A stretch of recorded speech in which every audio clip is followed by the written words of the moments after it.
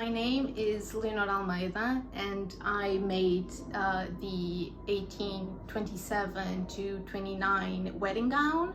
I chose this wedding gown because I do really like the decade and the silhouette of the time period, but also I was really fascinated by the Van Dyck decorations on the cuffs and the neckline.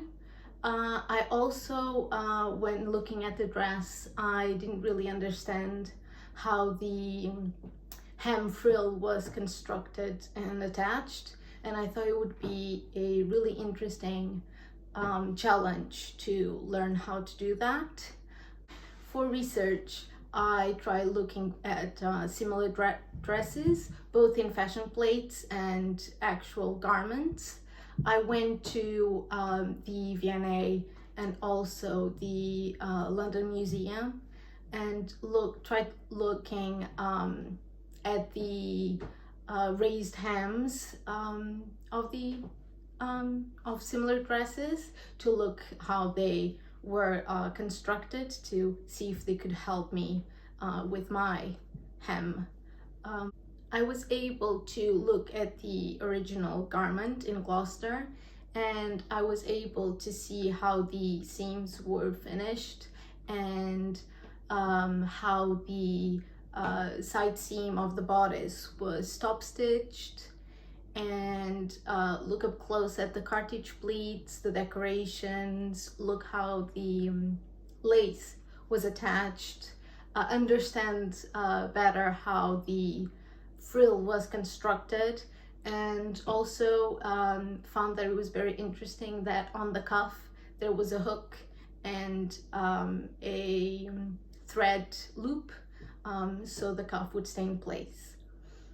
For undergarments, I made a corded petticoat, so the skirt would have the proper silhouette, and also a petticoat to smooth it so the cording wouldn't show on the dress. For samples, I made a lot of cartridge pleat samples so I could figure out the size and the amount of cartridge pleats.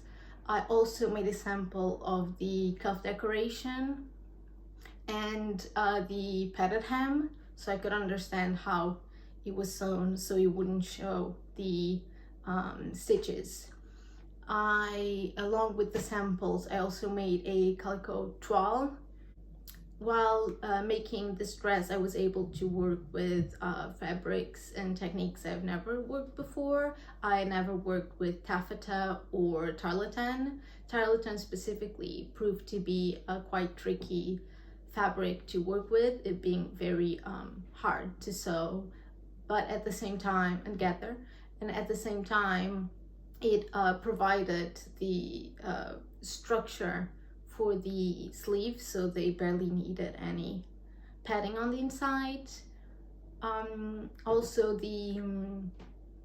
I was able to understand how the hem was constructed, and they also proved to be very interesting, and I think overall I learned a lot making this dress.